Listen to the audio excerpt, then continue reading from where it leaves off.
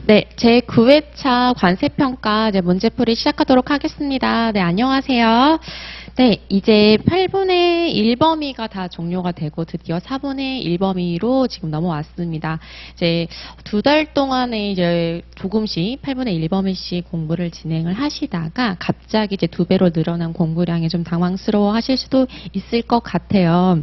이제 점점 스피드를 좀 내셔야 될 것 같고요. 이러한 속도에 본인이 맞춰가지고 공부를 지속적으로 진행을 해 주셔야 됩니다. 이번에 이제 범위는 다시 처음으로 들어와서 이제 관세평가의 영역부터 시작을 해서 관세평가의 일반 원칙 그리고 실제 지급 관련돼서 이제 문제를 출제했는데 제 개인적으로는 관세평가에서 가장 중요한 부분을 꼽으라고 하면은 이 파트인 것 같아요.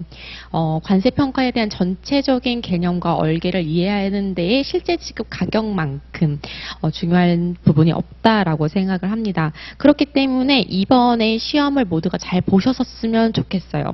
여러분이 점수가 높게 나오면 많은 부분에서 수험생 여러분들이 이 부분을 그리고 관세평가를 잘 이해하고 있구나라고 좀 생각이 들 것 같거든요. 그런 이 부분에 있어서 저희가 점수를 많이 가져가지 못한다고 하면은 내가 관세평가에서 과연 많은 이해를 가지고 있는 것인가, 진짜 암기하라고 해서 정말 열심히 암기만 한 것인가가 아닌지를 한번 생각을 해보도록 하셨으면 좋겠습니다.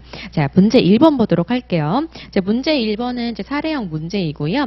실제 지급 가격 관련해서 특히 제일 중요한 간접 지급액을 여러분이 잘 판단할 수 있을지에서 출제를 해보았어요. 자, 실제 지급 가격에 대해서 이제 개념은 여러분에게 알려드릴 건 없을 것 같고요. 이제 제일 중요하다고 저는 생각을 하니까 실제 지급 가격 한번 써보도록 할게요. 실제 지급 가격입니다. 실제 지급 가격은 구매자가 판매자에게 해당 물품을 구매하기 위해 실제로 지급하였거나 지급하여야 할 금액이죠. 자, 구매자가 판매자에게 물품 대금을 야, 이거 얼마야? 라고 딱 주면 문제가 없어요. 그러나 물품 대금인 것처럼 보이지 않는 친구들, 즉 우리가 간접 지급액들을 골라내는 것들이 항상 문제가 됐었죠. 그러면 우리가 실제 지급 가격 안에 포함시킬 수 있는 간접 지급액을 어떻게 발라낼까요? 어떻게 구별할까요? 라고 했었을 때 가장 중요한 핵심 포인트, 첫 번째 수입 물품과의 관련성. 자, 이 지급이 구매자가 돈 쓸 수 있어요. 여러분, 구매자는 항상 돈을 쓰는 친구예요. 그러나 내가 지금 수입하는 물품에 대해서 돈을 쓰고 있는 것인가, 그게 바로 관련성이죠. 그 관련성들. 그리고 두 번째, 이게 판매자가 너 이거 나한테 돈 안 주면 이거 물건 안 팔 거야. 즉 거래 조건, 판매 조건 인지에 대한 여부를 봐야 합니다. 즉 구매자가 이 돈을 지급하지 않으면 해당 물품의 가격을 그 가격대로 살 수가 없거나 혹은 구매 자체가 불가하거나 이 둘 중에 하나겠죠. 그리고 세 번째, 그 지급이 판매자에게 이익이 되는가. 구매자가 판매자에게 어떤 돈을 주거나 혹은 그 제3자에, 보통은 판매자가 지정하는 제3자에게 돈을 준다고 하는 것은 그 깊은 내면에 있어서는 나한테 이득이 되기 때문이에요. 당연히 판매자 효주문에 직접적으로 꽂아줄 때에는 당연히 바로 통장에 그냥 판매자 통장이 플러스 되는 기분일 것이고, 제3자에게 지급한다는 것은 일반적으로 판매자가 제3자에게 지급하여야 할 의무가 있는데 그 의무를 구매자가 대신하여 주는 케이스라고 보실 수가 있겠죠. 즉 간접 지급액, 이 실제 지급 가격은 이 모든 세 가지 요건을 만족해야만 거래 가격의 일부가 될 수 있겠죠. 그러한 기조를 가지고 개념을 가지고 우리 문제 1번 들어가도록 할게요. 자, 우리나라에 소재하는 구매자 A는 미국에 소재하는 판매자 B로부터 광학식 측정기기를 수입하려고 합니다.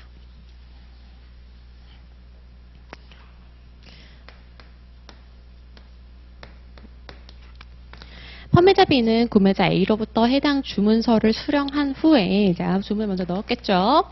미국에 소재하는 제조자 C에게 구매 주문서를 넣어요. 자, 우리나라 있고요. 여기는 미국이고요. 우리나라는 한국이겠죠. 한국. 코리아예요.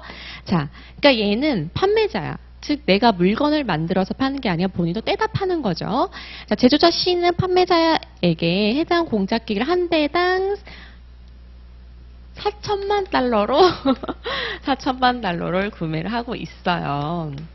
제조자는 제품 제조가 완료된 후에 납기 일정에 따라서 구매자 A에게 직접 선적을 합니다.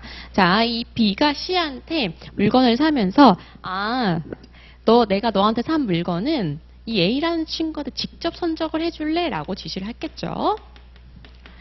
그리고 그 소유권, 구매자가 지금 C가 만들어낸 그 공작 기계에 대한 소유권은 자, 이것을 선적하는 순간에 B로부터 이전을 합니다. 물건 선적하는 순간에 그 물건 누구 거? B 거다라는 거죠.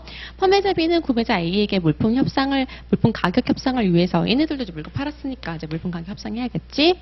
전 세계 구매자에게 공통적으로 적용하고 있는 가격 정책안을 구매자 A에게 전달하였다. 즉 너한테만 특별히 이렇게 주는 거 아니야. 우리 다 쓰고 있어. 라고 하는 것을 줬고요. 그 주요 가격 정책은 다음과 같습니다. 광학식 측정기계 일반 물품 대금은 5천만 달러예요. 그리고 결제 조건은 LCS 사이트고요. 수입 통관 시 발생하는 허가 인증 관련 수수료로서 우리가 10만 달러를 구매자는 판매자에게 지급을 하여야 합니다. 그리고 하자 보증비 지급 관련 방법이 선택이 가능하고요.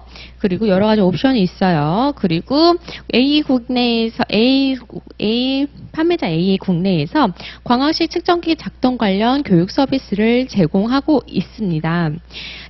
수강 신청 시에 별도의 교육 서비스를 제공을 하고 있고요. 그리고 만약에 신용 등급이 80점 이하인 경우에 무조건 확인 수수료를 우리가 책정을 해서 1,000달러를 책정해서 구매자가 판매자에게 지급을 하도록 하고 있습니다. 이러한 거래 상황에 있어서 자, A사는 그 해당 가격 정책표를 참고해서 다음과 같이 구매를 하도록 판매자에게 전달을 하였습니다. 이러한 거래 상황에서 문제 1번.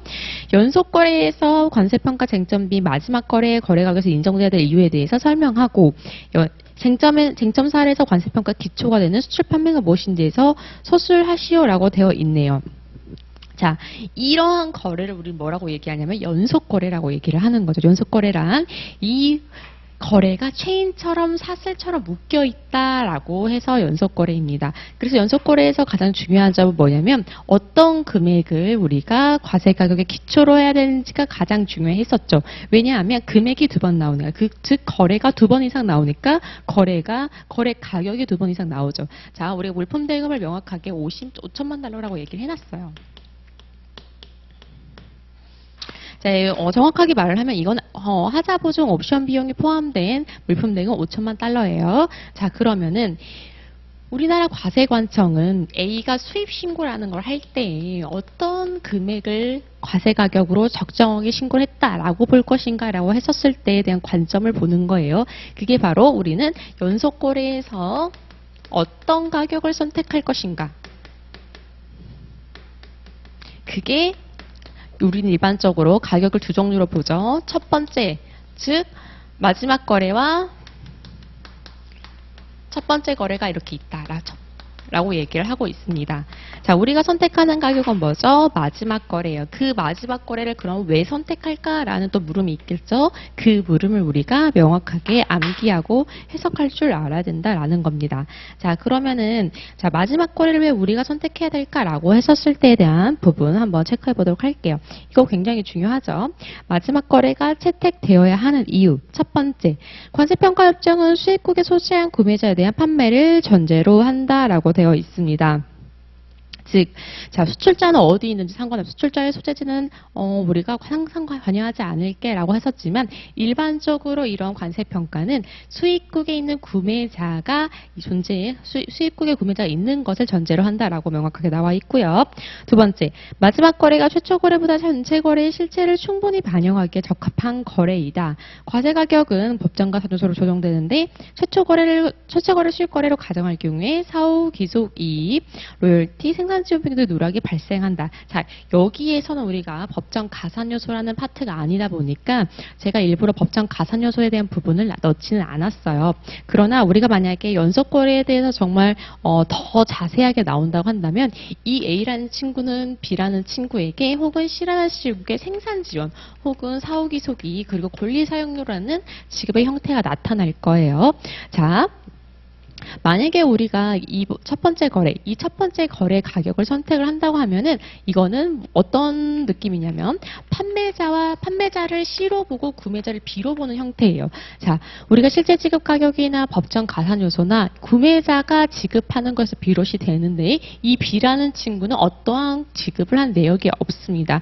생산 지원 비용도 A가 할 것이고 권리 사용도 A가 할 것이고 그리고 사후기소기도 A가 한다고 한다면 이 거래에 있어서 이 전체적으로 생산 지원과 사후기소 이익이 이 거래 체인에 있어서 발생을 하고 있는데 이 B라는 B와 C와의 거래 가격을 기초로 한다면 그것을 가산 혹은 실제 지급 가격에 포섭할 만한 근거가 평가에 없다라는 거죠. 그렇기 때문에 이 전체적인 거래 가격 체인, 이 가격 체인에 있어서는 이 가격을 선택하여야만 이러한 가격을 평가의 협정에 기초해서 우리가 포섭할 수 있다라는 결론을 내릴 수 있게 됩니다. 자, 세 번째, 마지막 거래는 일반적으로 수입국 소재 구매자와 관련했으므로 거래에 대한 정보 입수가 수월합니다. 자, 과세관청 입장에 대보세요. 자, 우리 과세관청은 한국말밖에 몰라요. 저 여담이지만 우리 폼포폴리오 사전 심사를 할 때 여러 가지 영어 관련 자료를 우리가 막 물품 설명서 제출할 때가 있어요. 그러면 전화 옵니다. 그리고 이제 법제화 됐어요. 한글로 제출할 것. 즉 우리는 외국어를 못해요. 과세관청 외국어를 못합니다. 그러니 이제 수출자의 전화도 하고 너무 힘들겠지. 그래서 이제 과세관청 입장에서는 바로 옆에 있는 친구, 뭐 한국말도 할 수 있고 오라고 하면은 버스 타고 1시간에 올 수 있는 이 구매자에 대해 한국에 있는 구매자에 대한 정보 입수가 훨씬 수월해진다라는 것들. 네 번째, 최초 거래가 수출국 당사자 간에 발생한 경우에 수출국의 국내 판매로 볼 수 있고 이는 금지된 가격입니다. 금지된 가격 어디서 나와요? 제일 마지막에서 나오면 제일 마지막 어디? 합리적인 가격입니다. 자, 우리가 평가를 하고 하다가 안 돼. 안 될 수 있어요. 법에서 모든 걸 정할 수 없어요.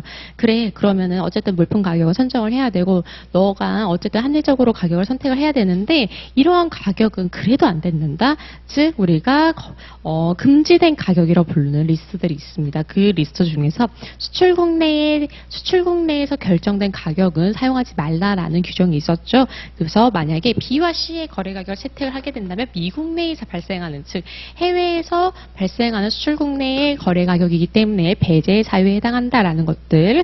그리고 마지막, 그리고 거래 가격은 구매자와 판매자에게 지급하는 가격을 기초로 한다. 여기에 대해서는 조금 더 딥하게 말씀을 드리자고 한다면 이 거래 체인에서 보나파이드 세일이 뭐냐, 즉 실질적으로 구매자 판매자가 누구냐라고 했었을 때에는 이 거래가 수입을 야기시키는 거래다. 즉 수입 뭐죠? 국제 간의 거래를 발생시키고 물품이 해외에서 국내로 옮겨가는, 자, 이런 무역 거래선을 넘어오는 것들을 보통 수입이라고 얘기를 하는데, A와 C, B와 C의 거래는 수입을 야기시키는 건 아니라는 거지. 즉, 이 A와 B와의 거래가 있었기 때문에 물품이 드디어 배를 타고 넘어올 수 있었다라는 거죠. 그래서 보나파이드 세일의 판매자인 구매자가 거래 가격을 기초로 한, 즉 얘네들이 실질적인 그리고 실제적인 구매자와 판매자가 된다라는 거예요. 자, 그러면 이 쟁점 사례에서는 어떤 가격을 실제 지급 가격을 해야 되니? 라고 했었을 때 어떤 가격? 이 라스트 세일의 가격이 실제 지급 가격의 기초가 되어야 된다라는 것들을 볼 수가 있겠습니다. 자, 그러면 이제 전형적으로 이제 두 번째 문제, 그러면 각각의 거래 가격에 대한 요소들, 우리가 주어져 있는 그 지급 요소들에 대해서 관세 평가하시오라는 이제 문제 2번의 문제가 있어요. 자, 그럼 보도록 할게요. 광학시 측정기계 일판 물품 대금은 다음과 같이 정해져 있고요. 결제 조건은 우리 LC 조건이에요. 자, 수입국 통관 시에 발생하는 허가 인증 관련 수수료는 우리가 10만 달러입니다.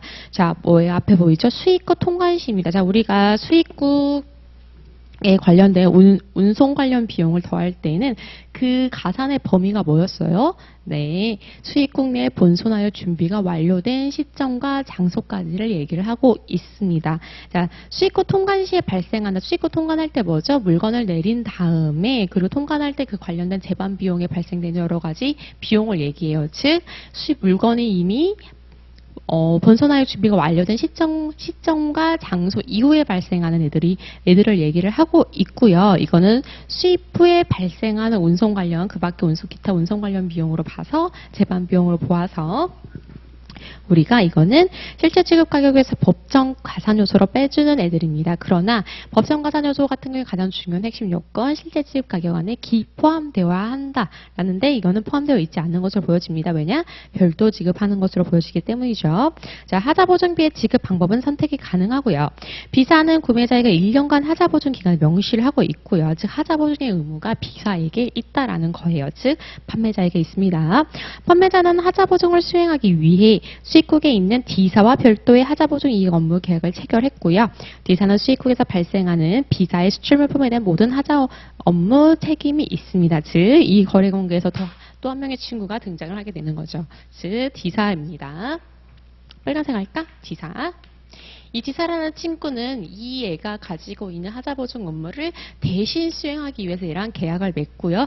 얘한테 필요시에는 하자보증을 진행을 해주게 됩니다. 그러나 이 발생되는 하자보증 비용이 있어서 판매자는 본인의 의무가 있음에도 불구하고 구매자에게 전가를 시키고 싶어 안달이 났습니다. 그래서 옵션 3가지를 구매자에게 선택을 하라고 했어요.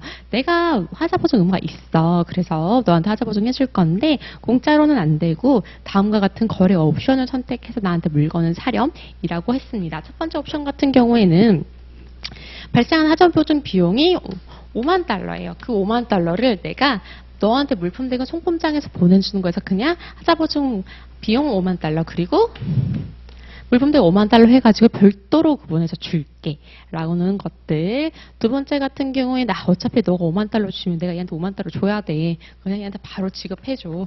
어차피 뭐 해외로 보내고 뭐 이런 것보다 이게 더 싸지 않냐? 뭐 이렇게 하면서 하는 것들. 그러니까 당연히 이제 물품 대금 관련된 송품장에서 별도로 안 나오고 그 관련 송품장이 얘가 보내겠죠.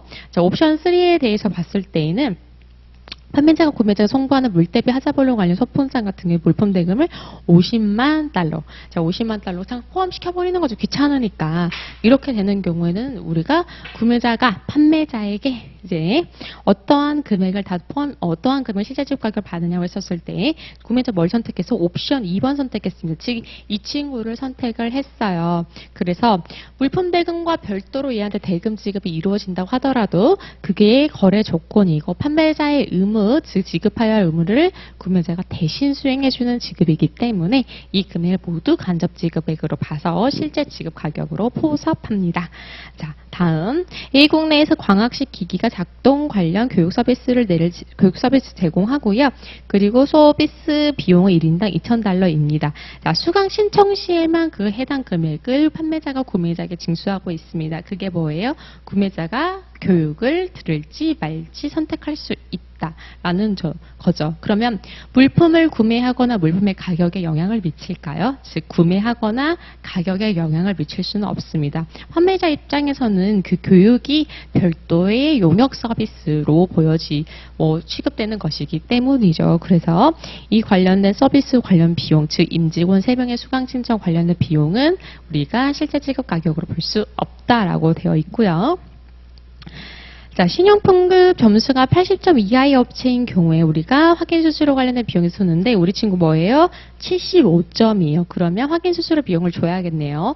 자, 우리 금융비용 그리고 확인수수료 관련된 내용에서 2가지 떠오르실 거예요. 첫 번째는 판매자가 일반적으로 부담하는 금융비용을 구매자가 부담하는 것, 즉 지급하는 경우 그 금액 혹은 연불이자 조건으로 해서 우리가 실제 지급 가격이 포함되어 있는 경우 해당 금액을 빼주는 것들이라고 되어 있습니다. 그리고 3가지 법에 나타나지 않지만 구매자가 본인의 자기계산과 이익으로 본인 자기계산 비용으로 사용하는 금융 서비스 비용들 각각의 우리가 평가처리 달랐었죠. 이 3가지 중에서 이 해당 사례에서는 지금 결제 조건에 무조건 지급해야 된다.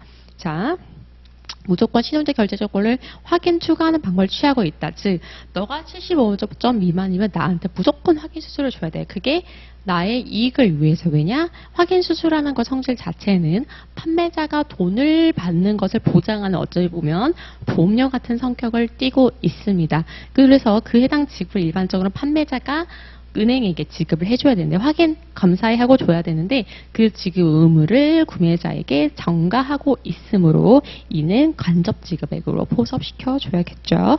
그래서 해당 금액 다 전부 더하시면 답이 나오실 거예요. 자, 문제 2번이에요.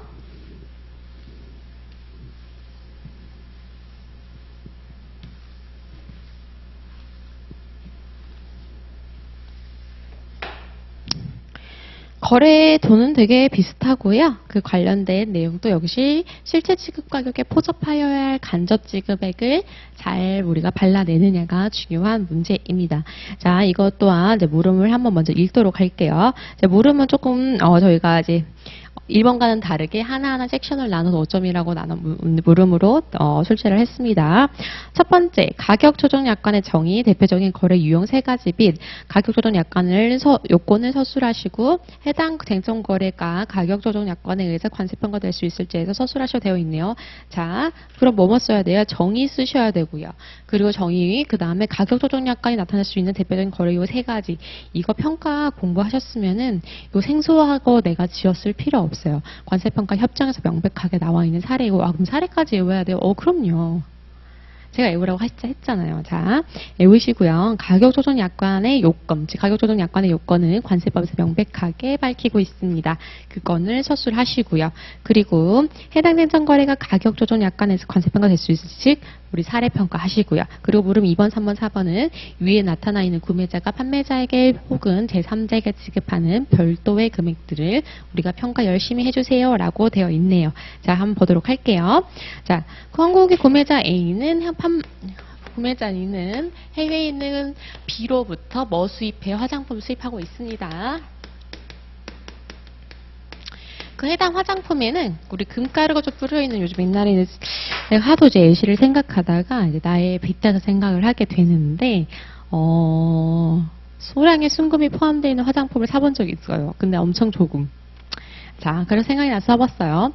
해당 화장품을 금을 주요 핵심 원재료로 하는 화장품으로 화장품에는 소량의 순금이 포함이 되어 있습니다. 순금. 자, 이러진 않겠지. 실질적으로 이건 가정이에요. 화장품 안에 있는 금의 양을 해서 LME 시세로 이렇게 하는 경우는 거의 없겠지만 이제 어느 정도의 가정이라고 생각하고 보세요. 판매자와 구매자는 금 국제 시세가 변동성이 많은 점을 고려해서 수입 물품에 대한 물품 가격은 해당 물품이 수입국에 도착한 날이 속하는 달의 국제 금의 평균 시세를 고려해서 정해진 산출 공식에 따라 결정하기로 합의함에 따라 가격 조정에 대한 내용을 별도 계약서에 명시하였다. 당월에 대한 평균 시세는 2달 뒤에 세계적인 권위 있는 기관으로 발표된다. 자, 여기서 가격 조정 약관의 요건으로 볼 수 있는 친구들 다 나왔죠. 자, 일단은 산출 공식 정해져 있고요. 어디다가 썼어요? 계약서에 썼어요. 자, 국제 평균 시세, 그리고 당월 권위 있는 기관으로부터 발표되고요. 그리고 수입 신고할 당시에 확정될 수 없습니다. 즉, 가격 조정 약관이 산출 공식이 명확하게 계약서에 명시가 되고 신고 이전에 되어 있고요. 그리고 관련된 변수가 구매자가 어찌할 수 없는, 즉 확정할 수 없는, 영향을 미칠 수 없는 변수에 근거해서 나와 있습니다. 그렇기 때문에 가격 조정 약관으로 인정받을 수 있는 확률이 매우 높죠. 자, 그 다음 A는 한국 내 화장품 품질 이슈 논란이 발생하자 물품이 베트남에 선적되기 전에 품질의 적정성을 점검하고자 한국에서 검사원 2명 파견했습니다. 검사 활동에 소요된 비용 다음과 같습니다. 자, 비용 열심히 더하시고요. 그리고 첫 번째 보시게 되면은 뭐가 보냈어요? A가 보냈어요. A 누구예요? 구매자예요. 자, 판매자가 그 물품을 구매자랑 거래할 때 너 나한테 이런 검사 비용 줘야 돼? 혹은 내가 누구한테 줘야 되는데 너가 대신 줘? 라고 한 게 아니라 구매자가 본인의 그런 한국 내 이슈를 최소화하고자 본인의 비용과 계산으로 검사 비용을 지급한 겁니다. 이게 바로 대표적인 구매자 자기계산 활동 비용이죠. 실제 지급 가격에 관해 구매자 자기계산 활동 비용 별도로 더하나요? 더하지 않습니다. 다만 실제 지급 가격에는 구매자 자기계산 활동 비용이 포함되어 있다면 이게 법정 공제 요소가 아니라 이를 공제할 수는 없다라는 점들을 한번 더 체크해 보시도록 하겠습니다. 판매자 B는 해당 브랜드 성장비의 광고에 최선의 노력을 해야 될 의무가 있습니다. 자, 광고 비용이네요. 화탕 광고 비용. 이에 판매자 B는 매년도에 브랜드 마케팅을 통해서 일정 비율을 지출하고 있으며 전체 소요된 광고 비용을 각국의 매출 기여도 및 기타 요소 등을 고려해서 확정된 공식에 따라 각국의 구매자에게 부담을 하게 합니다. 이제 B가 의무가 있어. 나는 우리 판매자 B는 광고해야 돼요. 근데 그 광고 비용을 본인이 부담한 거에 대해서 구매자들에게, 세계 각국에 있는 구매자들에게 전가시키고 있는 상태입니다. 그래서 그 구매자들은 판매자가 너 이거 나한테 돈 보내라고 했던 그 금액을 송금하고 있겠죠. 그래서 하고 있는 광고 활동의 형태를 봤더니 그 브랜드에 대한 가치를 향상하기 위해서 대형 스포츠 행사를 참여할 때 우리 요즘 골프 보면은 모자에다가 엄청 크게 브랜드 마크 받고 뒤 이렇게 생사 라인에 보면은 브랜드 로고 같은 게 나와 있는 것들 있죠. 이런 방식 계속 지속적인 브랜드 노출을 위해서 사람들에게 해당 브랜드를 광고시키는 것들, 그리고 여러 활동을 열심히 하고 있네요. 그래서 열심히 하고 있어서 가격 공식에 따라서 우리는 구매자는 USD 2,000달러를 지급을 해줘야 됩니다. 자, 광고 활동 비용도 어렵지 않아요. 자, 중요한 거 아까 뭐라고 했어요? 이제 우리 간접 지급액을 포섭을 할 때 중요한 요건들. 첫 번째는 수입 물품과의 관련서, 두 번째는 판매자가 구매자에게 거래 조건으로 지급하라고 했었는지 여부를 봤었을 때, 그래요. 판매자가 구매자에게 너 나한테 이거 지급해줘 라고 거래 조건으로서도 우리가 거래를 부여할 수가 있어요. 그러나 이거는 해당 수입 물품에 관련된 비용이라고 보기가 어렵습니다. 해당 수입 물품이라고 한다면 이게 만약에 나이키라는 브랜드에 대한 광고 활동 비용이라고 하면은 그 신발, 내가 수입하고자 하는 그 신발의 광고 활동이라고 하면은 해당 수입 물품과의 연관성을 이어갈 수가 있겠죠. 그러나 그 기업의 전체적인 가치, 즉 브랜드에 대한 가치는 기업의 가치로 볼 수 있겠죠. 그 가치를 향상시키고자 발생한 것은 수입 물품과 연관성을 내기에는 너무 멀어. 너무 넓어. 그래서 해당 수입 물품과의 관련성을 연결시킬 수가 없기 때문에 이 브랜드 광고 비용은 일반적으로는 비과세 처리가 됩니다. 이제 실무적으로는 논리적으로는 당연히 비과세가 맞는데 실무적으로 봤을 때에는 이제 해외에 있는 판매자와 구매자가 꼼수를 써가지고 야 이거 원래 상표권인데 너 이렇게 하면은 비과세라며 하면서 내가 이거를 이렇게 할 테니까 너는 브랜드 광고 비용을 좀 빼줘라 라고 얘기를 하면은 그 실질에 대해서는 과세 관직이 진짜 브랜드 광고 비용으로 지급되는 비용인지에 대해서는 우리가 실무상으로 볼 수 있어요. 그러나 우리가 이 해당 문제를 보면서 의심해. 내가 과세 관청인 것 마냥 그러시면 안 되라는 거죠. 이거는 객관적인 사실이라고 생각을 해서 넣은 건데 그렇지만 우리는 의심해야 된다. 그래서 의심스러우니까 가단해야 된다. 이렇게 쓰시면 안 돼요. 자, 판매자 B가 공급하는 화장품은 직접 연구 개발한 물품으로 특허가 있는 특수 원료로 사용합니다. 자, 거래 조건을 지급되는 연구 개발비 같은 경우 우리가 명백하게 간접 지급액의 일부로 우리가 명시되어 있죠. 관세법에. 이러한 특수 개발 연료는 3년의 기간 소요되었고요. 이 개발 비용을 구매자에게 별도로 지급할 걸 요구하고 있습니다. 거래 조건이네요. 자, 그런 경우 해당 연구 비용, 개발 비용 1,000달러는 당연히 간접 지급액으로 포섭해 줘야겠죠. 자, 화장품은 베트남에 한국에서 선적이 되어야 되나 선박 수비에 대한 차질이 발생해서요. 해당 차질로 인해서 일정 습도비 온도를 유지해야 되는 화장품의 물품의 특성상 CY에 방치할 수가 없어서 특수 보관 창고에 입고시켜서 해당 창고 비용이 100달러 발생했습니다. 자, 해당 비용을 구매자가 창고에 내에 지급했네요. 자, 이 한 번 끊고요. 자, 해외에서 국내로 우리가 들어올 때까지 발생하는 비용, 운송 관련 비용을 우리가 법정 가산 요소를 모두 가산을 시키고 있습니다.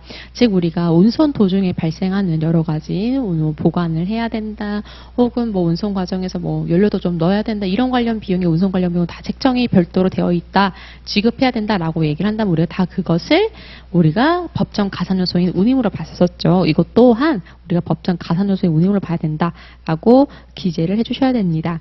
수입국에서 본선 하역 후에 국내 운송 차량의 수배 중에 해당 차량을 수배 지연으로 별도의 참고 비용이 $50 발생했고요. 또 구매자가 상고인에게 착하게 조치급을 했습니다. 즉, 중요한 건 뭐예요? 본선 하역 후라고 되어 있죠. 즉, 우리가 가산해야 되는 운송의 범위를 벗어난, 즉, 우리 국내에서 발생하는 비용입니다. 이는 법정 공제 요소이고요. 우리가 실제 지급 가격이 별도로 포함되지 않는다고 한다면 별도로 관세평가 처리할 필요는 없겠죠. 자, 문제 2번, 3번 넘어가기 전에 우리가 좀 봤으면 하는 가격 조정 약관의 복습적인 포인트들 보도록 하도록 하겠습니다. 자, 가격 조정 약관의 정의 이 다음 거 깔끔히 써주시면 좋을 것 같고요. 가격 조정 약관의 거래 유형 첫 번째, 물품이 최초 발주 이후에 상당한 기간이 지나 인도되는 경우, 플랜트 같은 경우들 두 번째, 자, 주문된 수량이 일정 기간에 걸쳐 제조되고 인도되는 경우, 즉 이제 몇천 톤급 이런 식으로 대량 물량을 우리가 지급을 하는 경우들, 계약을 하는 경우들이죠. 세 번째는 이제 우리가 양모의 청결도라든지 기름의 산화도 같은 경우에 그 물품의 가격이 인도 시점의 검사 또는 분석에 따르는 경우입니다. 일단 너무 산물 같은 경우에는 운송 과정에서 변동이 발생시킬 변성이라든지 이런 게 발생할 수 있기 때문에 인도 시점, 즉 우리가 FC 본선화역 하고 나서 그 선착장이든 내 공장으로 바로 들어와가지고 물건 딱 내리는 순간에 그 지정한 인도 시점에 봤을 때 그 물품의 품질이 얼마나 나온지에 따라서 가격 결정할 때 보통은 가격 조정 약관을 쓴다라고 되어 있죠. 자, 중요한 건 이거죠. 가격 조정 약관의 요건입니다. 가격 조정 약관의 요건을 모두 충족하는 것을 전제로 하고 있습니다. 자, 너무너무 중요해서 한번 더 체크하는 거예요. 수입 이전에 우리가 합의되고 산출 공식으로 합의되고 그리고 계약에 명백하게 기재를 하셔야 되고요. 자, 이게 여기죠. 가격 조정 약관이 유효하게 존재한다. 그리고 수입 후에 발생하는 사실에 따라 확정돼야 됩니다. 수입 후에, 수입 이전에 이미 알 수 있다고 한다면 그거는 가격 조정 약관을 쓸 필요가 없겠죠. 그리고 그 관련 변수가 당사자에서 어떻게 할 수 있는 요소가 아니라 인위적으로 어떻게 바꿀 수 있는 요소가 아니라 이제 그 특수한 변수, 즉 아까 말씀드렸던 국제 시세라든지 그런 것들에 대해서 이런 발생을 할 때 우리가 가격 조정 약관을 활용할 수 있겠다라는 것들 우리 학습하면 좋겠습니다. 자, 그리고 문제 3번이에요. 자, 확인 수수료의 개념 및 평가 처리 방법 서술하시오 되어 있습니다. 그 확인 수수료에 대해서 우리가 최소 한 문장으로는 어떤 것인지 정의를 명확하게 내리셔야 되고요. 확인 수수료에 대해서 공부하실 때에는 금융비용이라는 약간 큰 둘레에서 구매자가 판매자에게 거래 조건으로 지급할 때 구매자 자기 계산 활동 비용일 때 그리고 이런 이 두 가지 그 모션이래요. 개념으로 나눠서 서술을 하시면 되겠습니다. 중요한 건 확인 수수료는 구매자가 본인 계산으로 지급하는 경우는 그 사례는 뭐죠? 구매자가 아주 그 판매자 물건을 하고 싶어서 안 달라서 본인이 확인 수수료라는 것을 마케팅 활용 비용으로 수단으로 활용을 했었을 때 별도로 지급하는 비용을 얘기합니다. 물음 2번이에요. 덤핑 가격에 대한 평가 처리 방안. 자, 덤핑 가격 뭐죠? 수출자가 일부 수입자에게 물품 원가보다 못한 가격으로 아주 저렴한 가격으로 할인된 가격으로 판매를 해버리는 경우에요. 과세관청 입장에서 이 할인된 가격을 가산요소 등 간접 지급은 다 때려 넣어가지고 그 과세 가격을 높인 다음에 적정한 관세율을 통해서 그 금액이 그 물건이 우리나라에서 경쟁력을 이렇게 만들고 싶어요. 그러나 그러한 업무 처리 방법은 관세법에서 덤핑 관세 만지라든지 관련해 보복 관세라든지 이러한 별도의 그러한 특수 규정에 의해서 움직여야 되는 거지. 관세 평가는 공평하게 일반적으로 동일하게 그 물건도 다른 물건과 다름이 없다. 즉 판매자와 구매자가 근데 그렇게 덤핑 치자라고 합의했으면 그 덤핑 가격 인정해줘야 된다라는 것들 우리가 볼 수 있겠습니다. 물음 3번이에요. 보세 가격이래요. 보세 구역 내에서 수입 신고 이전에 일정 사유에서 비율이 양도돼서 당초 수출 판매자가 아닌 새로운 구매자가 변경된 경우에 관세 평가 방법에 대해 서술하시오 되어 있습니다. 자, 판매자랑 구매자랑 우리 물건을 사기로 했어요. 그래서 구매자가 물건을 이제 들여왔는데 구매자가 이제 보세구역 내에서 여러 가지 판매가 이루어질 수가 있으니까 이제 보통 수입 시 통관을 하지 아니하고 물건을 팔 수가 있는데 그걸 보통 BL 양도라고 합니다. 이제 BL 양도하게 되면 그 BL 그 물건이 수입 신고도 되기 전에 BL의 주인이 바뀌는 거예요. 그렇게 되면은 BL의 주인이 바뀐 애들은 또 이제 실제 구매자한테 산 가격이 있겠죠. 붙여서 팔던 할인해서 팔던 어쨌든 가격이 있을 텐데 그러면 이 BL을 양도받은 애가 어떤 물품 가격을 신고할 때 신고해야 될까라고 했었을 때에는 이미 판매자와 구매자 간에 수출 판매가 완료가 됐고요. 자, 판매자 간에 구매자 간에 합의한 가격이 있고 물건을 걸어왔어요. 그리고 그 해당 거래 가격을 합의하는 데 있어서 어떠한 문제사항이 없었어요. 즉 법정 거래 가격 배제 사유가 없었어요. 그렇다고 한다면 구매자는 거래 가격 그 수입 신고 시에 그 최초 판매가 일어났던 그 가격을 끌고 들어와서 수입 신고를 해야 된다라는 거예요. 그러나 우리가 이제 BL 양수인이 그 가격을 안 알려줘요. 너가 그럼 최초에 너의 해외 구매자, 판매 수출자한테 얼마에 쓰고 사왔니?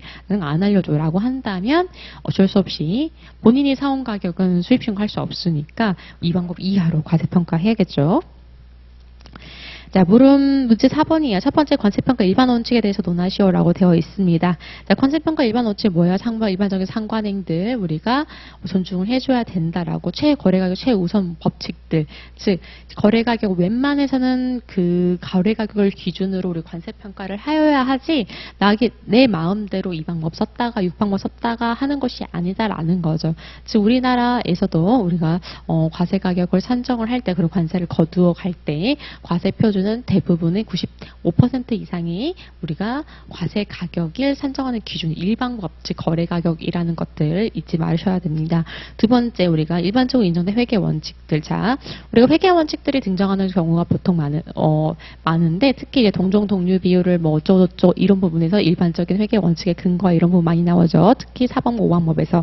그러면 그 회계 원칙이 어떤 회계 원칙이냐라고 했었을 때 그 객관적으로 수량할 수 있는 자료가 무엇이냐라는 걸 했을 때 일반적으로 인정된 회계 원칙이다라는 것들. 그리고 세 번째는 상관의 존중의 법칙입니다. 자, 예를 들어서 화장품 업계 산업에 대한 상관행과 반도체 업계 산업에 대한 상관행 정말 시장 자체가 다르죠. 근데 이러한 A라는 형태가 반도체 업계에서는 정말 일반적이고 누구나 그렇게 하는 상관행인데 화장품 업계에서 있을 수도 없는 일 그런 게 있을 수 있어요. 그러나 그러한 상관행을 케이스 바이 케이스로 검토해서 최대한 존중해주겠다라는 게 과세평가의 논리입니다. 자, 물음 2번이에요. 과세 환율 적용 원칙이죠. 자, 일반적으로 송품장에 기재된 환율을 기초로 하시고요. 만약에 송품장에 기재된 환율과 실제 지급된 환율이 다르다라고 얘기를 하면은 우리가 실제 지급된 환율을 기준으로 통화를 기준으로 우리가 관세평가하여야 된다라는 것들. 그리고 고정환율에 대해서 대금 지급되는 경우에 관세평가 방안에 대해서 논하시오 되어 있습니다. 자, 고정환율 뭐예요? 우리가 계약을 할 때 우리가 국제거래예요. 그렇기 때문에 우리가 물건 일반적으로 원화로 사지를 않아요. 자, 우리 옆에 슈퍼 살 때 어떤 물건 살 때 당연히 3만 원인지 5만 원인지 내 주머니에 있는 내 원화를 꺼내서 주면 되지만 우리 다 사오는 물건은 해외에 있어요. 해외에 있는 친구들은 원화로 물건을 사지 않아요. 일반적으로 국제적으로 통용되는 US 달러라든지 유로라든지 이런 큰 통화들의 물건을 사게 되는데 이제 그런 친구들 같은 경우에는 그 물품이 일반적으로 우리가 과세 환율을 적용을 하는 시기가 수입 신고한 날에 적용되는 전주에 이제 그 환율, 고지되는 환율을 가지고 우리가 신고를 하고 있기 때문에 실제로는 우리가 100엔, 계산을 딱 했었을 때, 100엔이고, 이때는 환율이 얼마니까, 대충 내가 수입값 어쩌고저쩌고 해서, 내가 기대 얼마 없겠지? 하고 계산을 했는데, 수입한 신고 당시에 갑자기 하늘이 올라. 무슨 일이 났어. 난리야. 그렇게 하면은, 내가 계산했던 모든 그런, 이익이라든지, 손익이라든지, 이런, 향후 국내 판매 단가라든지 다 흔들리게 되잖아요. 자, 그렇기 때문에 고정환율을 계약서에 명시해두는 경우가 있어요. 그런 경우에 고정환율을 어떻게 평가해야 되냐라고 했었을 때 고정환율이라고 다 인정을 해주는 것은 아니고 고정환율과 그 계약한 날의 실제 환율을 봤었을 때 적정한 수준이라고 얘기를 하게 되면은 그 부분은 인정이 충분히 될 수 있다. 왜냐? 구매자와 판매자가 합의한 사안이니까. 근데 그런 부분은 또 케이스 바이 케이스로 어떠한 거래 조건 조건에 의해서 그렇게 고정화를 넣었는지 이런 부분도 또 백단에서 또 우리가 관리를 해볼 수 있겠죠. 그래서 고정환율 같은 경우에는 그 고정환율이 우리가 실제 수입 국가의 환율과 실제 지급하는 그 환율과 좀 달랐을 때 여러 가지도 평가 통화를 변동해야 되는 케이스들이 있었죠. 그 부분도 같이 학습하시면 좋을 것 같습니다. 네, 오늘 문제풀이 이만 마치도록 하겠고요. 되게 오랜만에 여러 가지 긴 사례들을 통해서 공부를 해본 것 같아요. 여러분이 좋은 점수 받으셨길 빌겠습니다. 오늘 수고 많으셨어요.